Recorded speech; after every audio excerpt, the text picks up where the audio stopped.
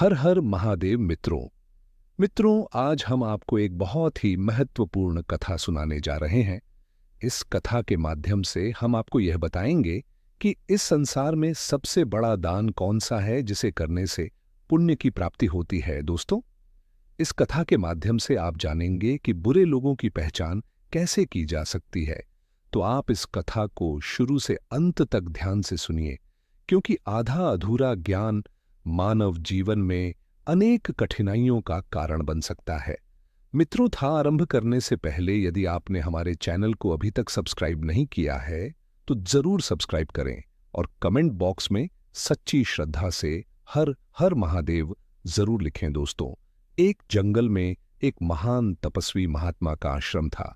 उस आश्रम पर प्रतिदिन दूर दूर से शिष्य वहां पर शिक्षा ग्रहण करने आते थे। एक बार अपने आश्रम पर महात्मा शिष्यों को उपदेश दे रहे थे। तभी उनमें से एक शिष्य खड़ा हुआ था। महात्मा से है, हे गुरुवर, आज मेरे मन एक एक प्रश्न उठ रहा है, कृपया मुझे इस प्रश्न का उत्तर दीजिए। तभी महात्मा कहते हैं, बेटा, तुम निसंकोच होकर अपना प्रश्न पूछो। तभी शिष्य कहता है, हे गुरुवर, मैं यह जानना चाहता हूं कि इस दुनिया में सबसे बड़ा दान कौन सा है जिससे पुण्य की प्राप्ति होती है। तब महात्मा कहते हैं, हे पुत्र, आज तुमने सचमुच मानव जाति के कल्याण के लिए अति महत्वपूर्ण प्रश्न पूछे हैं।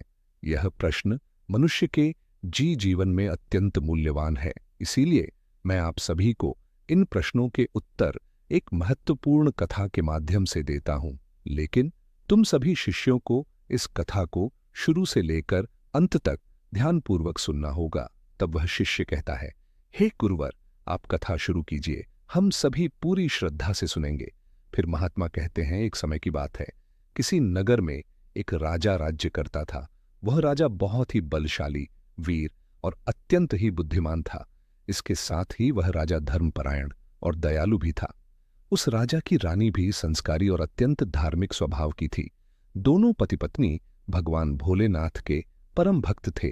वे दोनों प्रतिदिन शिवजी के मंदिर में जाकर उनकी पूजा अर्चना किया करते थे। यह उनका प्रतिदिन का नियम था। वह राजा अपने राज्य को धर्मपूर्वक चला रहा था। ऐसे ही दिन बीत रहे थे और राजा की उम्र ढलती जा रही थी। उनके विवाह को भी कई वर्ष बीत चुके थे, लेकिन उस राजा को कोई संतान नहीं थी। हालांकि राजा इस बात को लेकर अधिक चिंता नहीं करते थे। वह निश्चिंत होकर अपनी प्रजा के सुख दुख का ध्यान रखते और प्रजा भी उन्हें अत्यधिक प्रेम और सम्मान देती थी। एक दिन की बात है, वह राजा हर रोज की तरह तरह अपनी पत्नी के साथ भगवान शिवजी के मंदिर की ओर जा रहे थे। तभी अचानक उसने देखा कि सामने वाले घर में एक स्त्री झाड़ू लगा रही है। जब राजा और रानी उस स्त्री के घर के पास से गुजरे तो वह स्त्री उन्हें देखते ही अपना चेहरा घुमाकर तेजी से घर के अंदर चली गई। उस स्त्री का ऐसा व्यवहार देखकर राजा और रानी को बिल्कुल भी अच्छा नहीं लगा, परंतु राजा उस समय अपनी रानी के साथ भगवान भोलेनाथ की पूजा करने के लिए मंदिर जा रहे थे। इसलिए उन्होंने उस स्त्री से कुछ नहीं कहा और सीधे मंदिर पहुंचकर भगवान शिव की पूजा अर्चना की और पूजा के बाद राजा अपनी रानी के साथ वापस महल लौट आए। लेकिन मित्रों, महल पहुंचने के बाद राजा ने अपने एक सैनिक को बुलाया और उसे आदेश दिया कि तुम जाओ और नगर के बाहरी क्षेत्र में रहने वाली उस स्त्री को अपने साथ महल ले आओ। ध्यान रखना, तुम उसे कुछ भी मत बताना कि क्यों बुलाया गया है, बस उसे तुम हमारे पास ले आओ। महात्मा शिष्यों से कहते हैं कि राजा का आदेश पाते ही वह सैनिक तुरंत ही उस महिला के घर पहुंचता। फिर वह सैनिक उस स्त्री के घर के दरवाजे को खटखटाने लगता है। जब वह महिला दरवाजा खोलती है तो सामने राजा का सैनिक खड़ा देखकर वह महिला घबरा जाती है और पूछती है, क्या हुआ, आप मेरे घर पर क्यों आए हैं?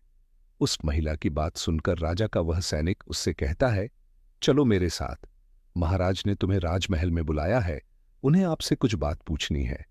यह सुनकर वह महिला अपने मन में सोचती है, आखिर महाराज का आदेश है, इसे ठुकराया तो नहीं जा सकता, मुझे राज दरबार में जाना ही होगा। उसके बाद वह सैनिक उस स्त्री को अपने साथ लेकर राजमहल पहुंच गया। महल में पहुंचकर वह महिला राजा को प्रणाम करती है और कहती है, हे महाराज, आपने मुझे अचानक यहां राज्य महल में क्यों बुलाया? क्या मुझसे कोई गलती हो गई है? उस स्त्री की बात सुनकर राजा कहता है, तुम मुझे एक बात बताओ, आज सुबह जब मैं और मेरी पत्नी भगवान शिव के मंदिर जा रहे थे तो तुमने हमें देखकर अपना मुंह फेर लिया और तुम दौड़ते हुए अपने घर में चली गई। तुमने मुझे देखकर ऐसा दुर्व्यवहार क्यों किया? तब वह महिला निर्भीकता से राजा से कहती है, हे महाराज, आप भले ही मुझे मृत्युदंड दे दें तो भी मुझे कोई ऐतराज नहीं, परंतु मैं सच ही कहूंगी। आपके महल में कई बड़े बड़े विद्वान पंडित हैं। अगर मैं गलत बात बोलूं तो आप उनसे पूछ सकते हैं कि हमारे नगर में यह मान्यता है कि जो सुबह सुबह आपका चेहरा देख लेता है तो उस व्यक्ति का पूरा दिन खराब हो जाता है, क्योंकि आप संतानहीन हैं। आपको अभी तक संतान की प्राप्ति नहीं हुई है। इसी कारण मैंने आपका चेहरा देखकर अपना मुंह फेर लिया था और अपने घर के अंदर चली गई थी। उस महिला की ऐसी बात सुनकर राजा आश्चर्य में पड़ जाता है। वह अपने मन में सोचता है कि यह महिला तो बिल्कुल सत्य कह रही है। यदि किसी नगर के राजा को संतान नहीं हो तो यह उसकी प्रजा के लिए बिल्कुल भी शुभ नहीं माना जाता। उसके बाद राजा उस महिला को वापस अपने घर जाने की अनुमति देता है। फिर राजा अपने मन में यह विचार करने लगता है कि अब मुझे भगवान शिव जी के मंदिर में जाकर संतान प्राप्ति के लिए यज्ञ करना चाहिए। ऐसा सोचकर वह राजा अपने कक्ष में लौटकर रानी से कहता है, हे प्रिय, हमारे नगर के लोग हमारे चेहरे को देखना भी पसंद नहीं करते हैं, क्योंकि हमें अभी तक कोई संतान हुई। इसलिए हमें भगवान शिव जी के मंदिर में जाकर संतान प्राप्ति का यज्ञ करना चाहिए। हम भगवान भोलेनाथ के मंदिर में चलते हैं और भगवान शिव से प्रार्थना करते हैं कि वे हमें पुत्र प्रदान करें। राजा की बात सुनकर रानी भी उसकी बात मान लेती है। फिर राजा और रानी दोनों भगवान शिव जी के मंदिर पहुंचते हैं और भगवान शिव जी की पूजा करके संतान प्राप्ति के लिए यज्ञ का आयोजन करते हैं। महात्मा आगे कहते हैं, पुत्र प्राप्ति के लिए राजा और रानी ने यज्ञ का आयोजन किया, लेकिन यज्ञ संपन्न होने के बाद भी उन्हें संतान की प्राप्ति नहीं हुई। यज्ञ के निष्फल होने से राजा अत्यंत निराश हो गया।